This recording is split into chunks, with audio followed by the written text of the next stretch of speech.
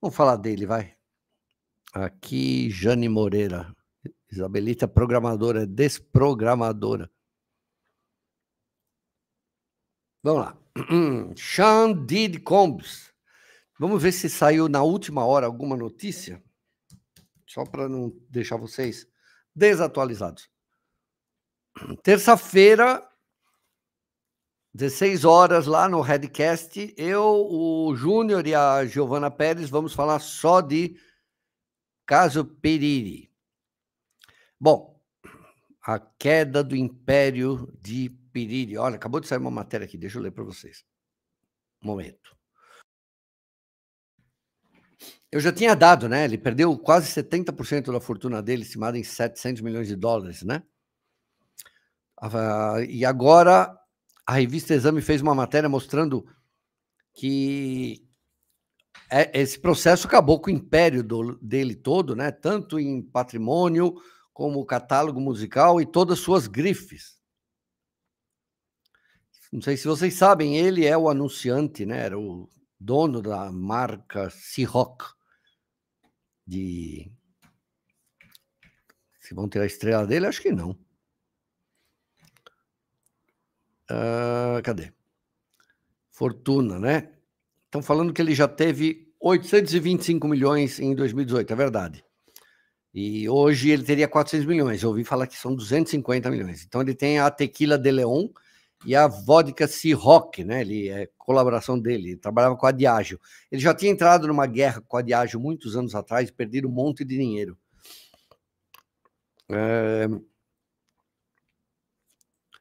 Ele tinha também uma marca de roupa, né? A Sean John, que já não existe mais, não vai voltar mais. Sai daí! Não, você não vai pegar essa coisa aí! Não! Sai! Sai!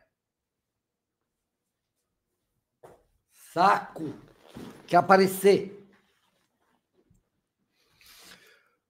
Cara, que tormento, né? Peraí. Caramba, cara. Ela não para, cara. A gravadora dele tem 416 funcionários, deve demitir quase todo mundo, não rende mais nada, né? Essa bad boy é irrelevante e vai acabar. Enfim, acabou o processo. A única vantagem que tem a história é que esse título aí, ele escapou da pena de morte. Era uma coisa que estava mais próximo de acontecer com ele. Sai. A mulher é terrorista, né? Ela deixa eu começar a trabalhar aqui, fica infernizando. Só que, como eu disse no vídeo de ontem, que é a frase que eu mais uso nesse canal, como eu já disse, como eu disse ontem, como eu afirmei, eu já tinha falado, 90%, e a Giovana Pérez já tinha falado isso a semana retrasada, né? Na nossa live aqui no jornal, que ela fez participação, que foi uma coisa até que me espantou, que a quantidade de acusações contra ele, contra o Pediri, que acabaram não acontecendo porque não apareceu ninguém para fazer a acusação que o advogado Tony Buzbee dizia que existiam. E eu contei algumas partes aqui, por exemplo, a história da menina que disse que foi Stu, tá vendo? Não fala a palavra inteira, que foi Stu lá no Video Music Awards de 2003. Eu acho uma bobeira também não poder falar a palavra, porque senão é crime. A história do menino rapper que foi abusado por ele, drogado dentro do hotel na Califórnia, porque o sonho dele era ser, não apareceu. A história das pessoas que eram confinadas, mantidas escravas sexualmente, e eles fregavam o óleo, né, de GHB nelas, não apareceu. E daí, as duas informações mais chocantes dessa história, primeiro, que nenhum daqueles atores que ele trazia, ele levava... primeiro, as freak-offs não eram gigantescos bacanais, como também se foi falado nos últimos 12 meses. Eram festinhas pequenas, com 4, 6 pessoas. Então, o cara era um psicopata, ele tem uma parafilia terrível aí, né? que é um voyeur, só que não se contenta em ficar vendo vídeo, tem que ser um voyeur, tinha que ficar vendo a mulher dele com outros caras. Então, isso já é um negócio. Só que diziam que ela era mantida escrava, ela e a outra menina chamada Jane, que depois da Cassie Ventura, que é essa maravilhosa mulher, cantora, também teria sido abusado. E durante o julgamento, simplesmente, essa Jane desmonta, né, até a própria defesa, a própria acusação, né, quando ela fala que ela era simplesmente apaixonada por ele e fazia, grosso modo, né, qualquer coisa que ele quisesse. E tem mensagens... Opa, golpe, golpe. Peraí, vamos ver.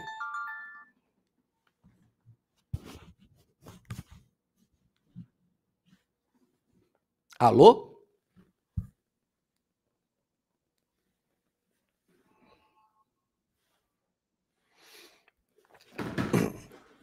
Eu adoro golpes. Enfim. E aí ela fala que ela era apaixonada por ele.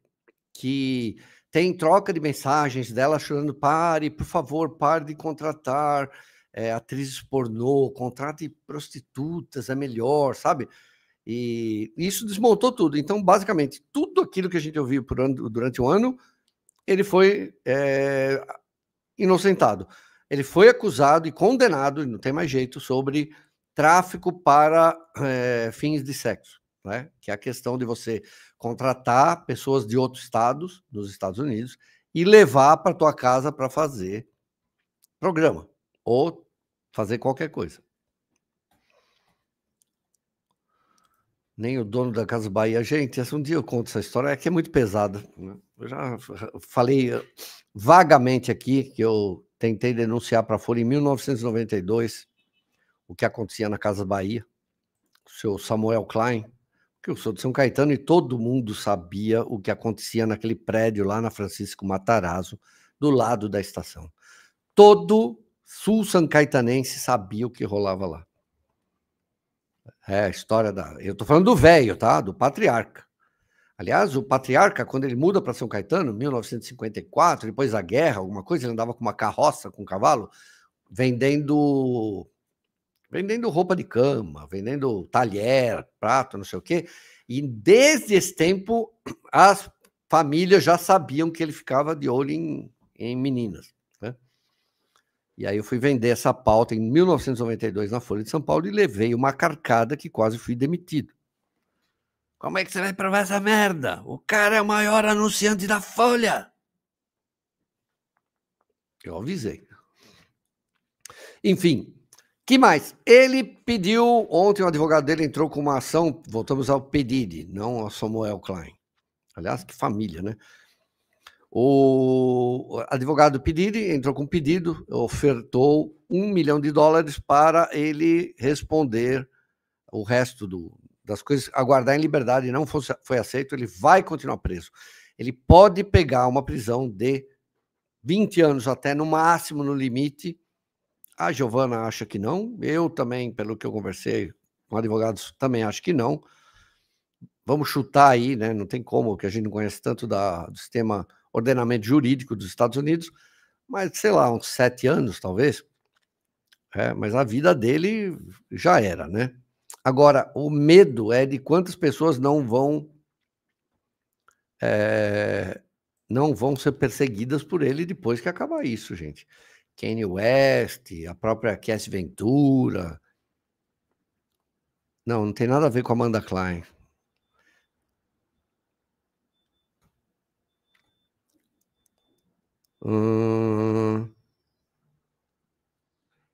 Samuel Klein, Universo Palace. Gente, Felipe, o Samuel Klein tinha do lado da sala dele um lobby onde ficavam as meninas. Todo mundo sabia disso, todo mundo sabia. De quinta-feira ele pegava o helicóptero dele, todo mundo via saindo lá do heliponto para ir para um iate que ele tinha em Angra dos Reis, que já tinha menina esperando lá. Ele sempre levava um amigo ou outro, né, velho, para ir lá. Todo mundo sabia disso. As meninas compravam não, muitas não recebiam dinheiro. Ele falava: minha mãe quer uma geladeira, ele dava Todos os funcionários sabiam, gente. Todos, todos.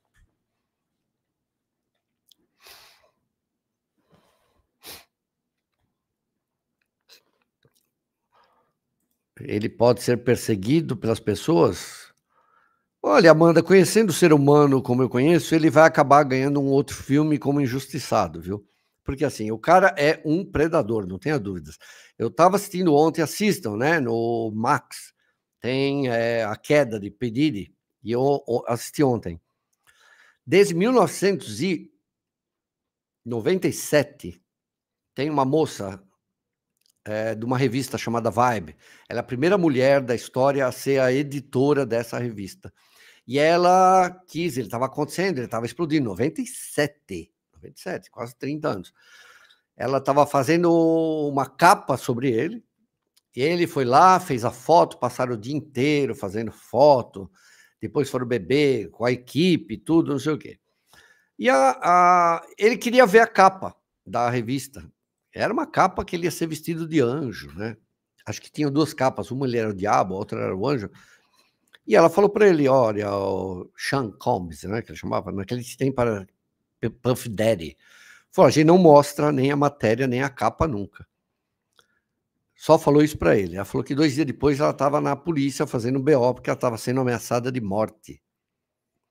Que o dono da revista, que o diretor da revista, estava com as provas da capa que iam ser roladas, tirou da mão dela, botou ela num carro e mandou ela para outra cidade, ficar longe. Ela estava sendo ameaçada de morte. Isso é 1997. Então, que o cara é um lixo psicopata, não tenha dúvida, né? E é aquele tipo de pessoa, né? Aí tem, nesse documentário, assistam, conta toda a história dele, porque o pai dele morreu, foi assassinado, né? E ele, o sonho dele era ouvir a voz do pai dele. Ele sofreu muito bullying, mas ele morava na periferia ali de uma cidade que ele tinha dinheiro, as roupas sob medida. Cara, ele foi se tornando um tirano. Isso aqui é um cara tirano. Quando ele teve poder, ele virou. É aquilo que a gente aprende no xamanismo. Dê poder para uma pessoa e você vai saber quem ela é de verdade. Que a gente usa, né? O ditado a coragem da barriga cheia.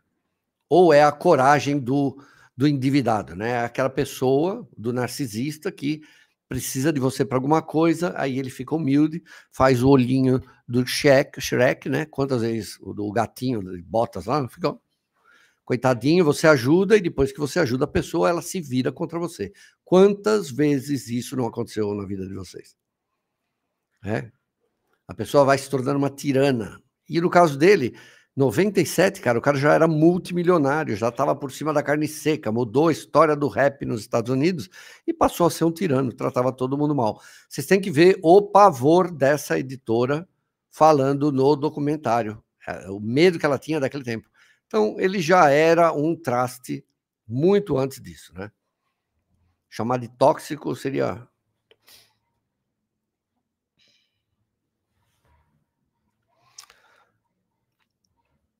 O que é que você falou? Ah, tem podre, tem podre. Se a J.Lo sabia... Ah, gente, eu vou repetir pela 30ª, milésima, 50ª vez. Os iguais se atraem, é minha opinião. Não existe uma pessoa boa que fica com um demônio.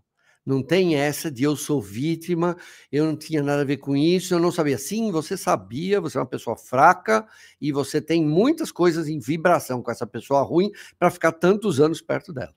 Essa desculpa eu não engulo mais, né? Pelo menos na minha vida privada. Ah, eu não sabia que ele era tão tóxico. Sabia porque você é tóxica igual.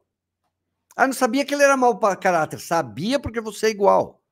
Essa história de os opostos se atraem, não inventa, isso não dá certo, não é verdade. Não tem essa de os opostos se atraem. É só na física. Relacionamento humano são iguais. Se você tá com um cara lixo, se você tá com uma mulher que te mete chifre, se você tá com um cara que rouba você, que te engana, ou você tá com uma mulher que te trata que nem lixo, é porque você, desculpa, você vibra igual a essas pessoas. Não vai conseguir enganar as pessoas, falar, não, eu sou inocente. Tem a ver. Então, se a J.Lo namorou com esse cara, é porque tem muita coisa em comum com ele. Se a Cassie Ventura ficou com ele 15 anos, tem muita coisa a ver com ele. Obrigado, Lisete, querida. É bandido, bandido. Oi, Didi, tá vendo? Mudou minha vida a história do Danilo, hein? Caraca. A mãe dele tratava ele que nem um lixo. A mãe dele, do Pedidi, porque uma vez ele chegou em casa e ele tinha apanhado do menino, chegou chorando, ela deu uma sova nele e falou: nunca mais se atreva a chegar em casa falando que apanhou, que foi tratado mal, que alguém te tirou alguma coisa. Você tem que devolver tudo que fizeram para você.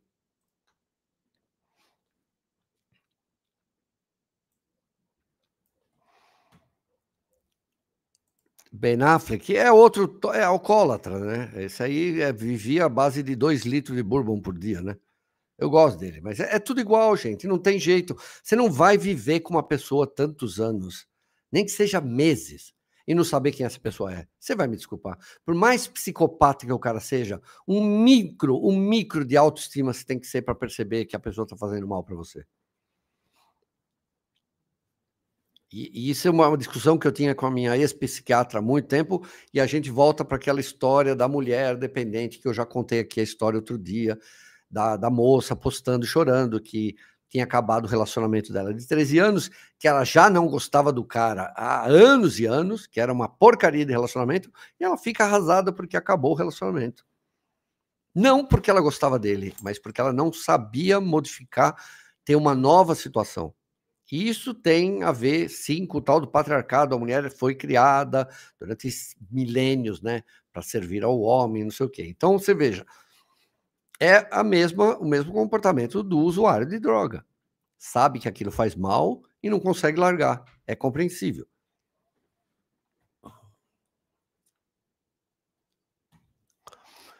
Você não sabe que é ter marido narcisista, cair na mão, você está enganadíssimo. Eu não estou falando que você não vai cair na mão. Ah, uma mãe narcisista? Como que eu não sei o que é ter uma mãe narcisista? Você não sabe da minha vida. É, todo mundo tem mãe. É, eu tive uma mãe narcisista também. Mas como que você se livra da droga? Como você se livra de um vício? Como se você se livra você está morando num lugar e é pernicioso para você, te faz mal, o que que você vai fazer? O objetivo da sua vida é sair daquele lugar. Você tem um vício que está desgraçando sua vida, está desgraçando sua família, sua saúde, o que que você tem que fazer? Você tem que colocar como objetivo primeiro sair daquele lugar, ou então ficar lá e pronto. Eu coloco isso para relações também. É velha história. Você é mulher, o cara te agrediu uma única vez, não adianta vir falar que estava nervoso, eu perdi a cabeça, isso nunca mais vai acontecer. Vai acontecer, né? Agrediu uma vez é porque já agrediu outras mulheres antes.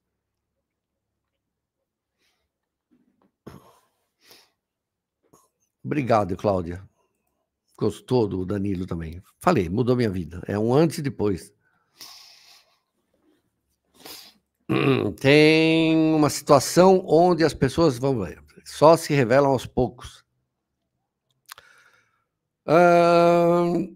Tudo bem, se revela aos poucos. Começou a se revelar, não vai mudar nada, gente. Tem atos falhos. Bom, eu gosto de estudar psicologia, né? Então eu não ficaria jamais num relacionamento tóxico como muita gente faz. Eu não conseguiria ficar, né?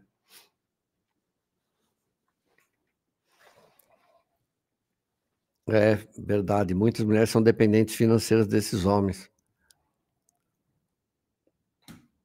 Isso é verdade. E também não tem como fugir, né? Elas não têm como fugir, porque eu falei, né? Uma coisa é o movimento feminista proteger as mulheres ricas, brancas, do Leblon, do Guarujá, que acusam homens de terem agredido. Outra coisa é fazer isso por uma mulher da periferia, que elas nunca fizeram, né? Obrigado, Realidade Invisível. Ah, você está aqui, é? Estava perguntando.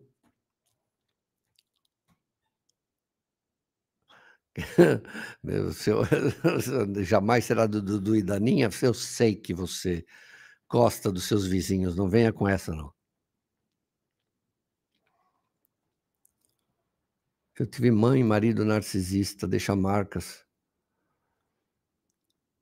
Clau. Gente, todo mundo é narcisista. Vamos parar de colocar só a culpa nos outros. Todo mundo tem um espectro narcisista, né? O egocentrismo é uma forma de narcisismo, né? Então a gente tem que cuidar da gente também. Agora, tem uma coisa chamada autoestima. Quando a pessoa, você não vai começar aí de novo. Vem aqui. Sabe? Não dá para só culpar todo mundo. Todo mundo é um pouco narcisista ou muito narcisista. A gente também é tóxico para as outras pessoas.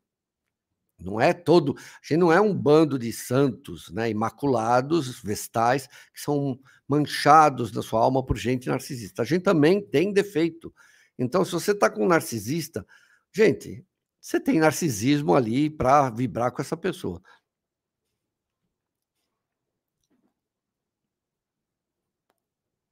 Agora, todo mundo que eu não gosto é narcisista, é verdade. Não, é só gente que não é, né? Isabelita, Sabrina Fonseca, de onde que você tirou a porra do Sabrina? Tadinha mesmo. Não, que 1.000.000 de dezembro.